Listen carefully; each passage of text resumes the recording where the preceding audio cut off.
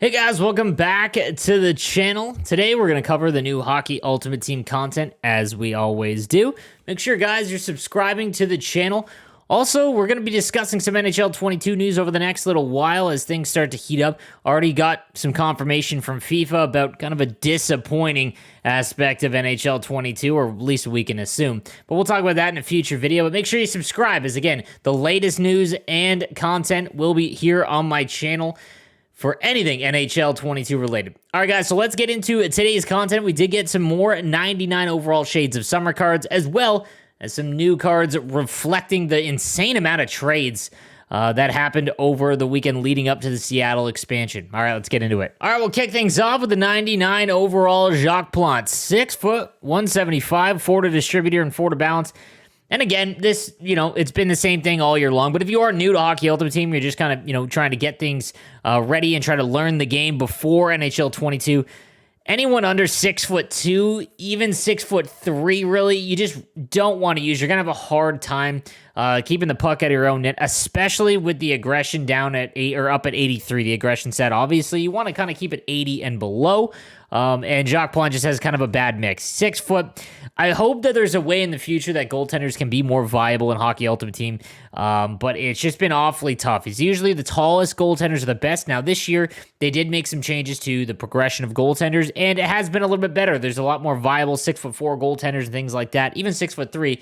But yeah, anything under that, you're just kind of shooting yourself in the foot, unless, you're a fan. And again, I've said this time and time again, always go with your favorite players over, competitiveness. However, the other card we got, the 99 Scott Niedermayer, one of the best left-handed defenseman cards in the game, 4 to balance, 4 to speedster, but that doesn't really matter. He is 99 everything, and that is a perfect card. At this point, again, there's still not a lot of amazing defensemen. There's a lot more forwards than there are defense, but this 99 Scott Niedermayer, if you have the gold version, go ahead and do the upgrade. You might as well just finish him off, especially if you're a fan of him, but he has been a really, really good card all the way throughout the game, even his bronze card starting way back at the beginning of the year. Don't overthink it. This 99 Scott Niedermayer is one of the best defensemen you're going to be able to get, and at 6'1", he's got to get enough size to compete with some of the other bigger ones that might be a little bit slower, but still, the 6'1", 99 Scott Niedermayer is a must-grab if you've got the prior version. So like we always do, we'll take a look at the other content, and again, now it's starting to reflect the trades and signings as the year progresses into the summer. You obviously the 94 Andrew Ladd, now an Arizona Coyote, and a great deal, in my opinion, for Lou Lamoriello to get rid of that contract and not give up a first-round pick. It was 2 seconds and a third, and I believe one of the seconds and third is conditional, but nonetheless, still a really savvy move to get rid of that contract, and the Islanders are going to be really interesting because they have shed a lot of contract space, especially if Bailey and Eberle or one of them is taken by Seattle, and you would have to assume they would. And then we got this insane deal that broke down on Saturday, I believe. Ryan Ellis going to the Philadelphia Flyers, and it's just an insane turn of events here. As Ryan Ellis is now a Philadelphia Flyer, they've had a bad defensive play this last year. He really helps them out. Nick Leddy going to the Detroit Red Wings. I saw a lot of people crap on Nick Leddy and just the price that they had to give up with Panic going the other way and a pick. I'm not going to lie. If you look at Detroit's defensive core, it is awful, and they need bodies. And Nick Leddy can still quarterback power play and break the puck out of his own zone. And Moritz Seider can't do everything by himself next year. So I think that's a nice pairing, and we'll see what happens. But I think it's kind of a low cost for someone that could be pretty stable in the back end. Nolan Patrick going to the Golden Knights. So that was part of that trade that went. It was crazy. We had Philip Myers and Nolan Patrick going to Nashville for Ryan Ellis, and then immediately they flipped Nolan Patrick and Cody Glass. So it looks like, Nashville Philip Myers going to Nashville. It just looks like Nashville is going full rebuild here. And I'm not going to lie, the Nolan Patrick trade for Vegas, they have just, after the first 2 years where they made flawless moves, in my opinion, to start their franchise, it just looks like now they're feeling the pressure, and they're just, they don't have any of their first-round picks that they made in that first draft. Suzuki's gone, Cody Glass now gone, and obviously Brandstrom. The Brandstrom deal is a win gangbusters because Mark Stone's still one of the best players in the league. But obviously Nick Suzuki, Pacioretty, kind of a sideways deal, and obviously swings now in Montreal's favor with Suzuki becoming a much better, more impactful player.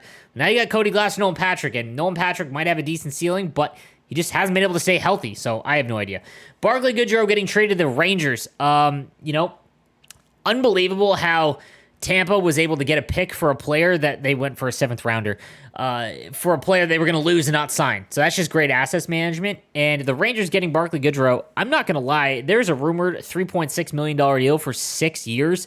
I love Barclay Goodrow as a Sharks fan. He gave one of the most memorable goals in the history of the franchise. But man, secure that bag, because he is a great third liner, but he's not going to carry the play. And 3.6 for 6 years, just a lot. It doesn't sound like a ton, but I feel like the end of that contract is going to be awfully ugly, and he's probably going to get cap dumped to Arizona or something. Philip Myers there, you see it, 91 to the Nashville Predators. Jared McCann, I want to talk about this deal as well. Also, guys, going forward, I'm going to start talking about more life action and trades. Let me know what you think in the comments section. I'm going to actually dedicate videos to this, but I thought, there's new content here. Might as well just do it here. Jared McCann, the trade for Hollander and a 7th, going to Pittsburgh, obviously a great deal for Toronto, because Jared McCann looks to be a really, really good player and young. The thing is that a lot of people are like, oh my God, they didn't even protect him. Now he's going to be exposed. What a stupid move. Here's the thing. I think they've set themselves up quite well, because if they lose Dermott or Hall, okay, they've solidified that forward depth, because now McCann and Alex Kerfoot are going to be a great addition and to that bottom 6, And then the other way is, if they lose Jared McCann, they don't lose Kerfoot and they don't lose Hall and Dermott. So I actually low-key think that was a really good deal. All they gave up was a 7th and Hollander to not lose Kerfoot, Dermott, or Hall. So I really think that was a really savvy move. And then you got Brett Howden for the Golden Knights. Again, I'm not a huge fan of that trade, acquiring him. Dickinson was moved to the Canucks. They were going to lose him in expansion probably, and so that was nice to get something. Then Joseph Cramarosa for the Wild, as I believe he re-signed there. So that kind of concludes that, guys. But let me know what you think in the comments section.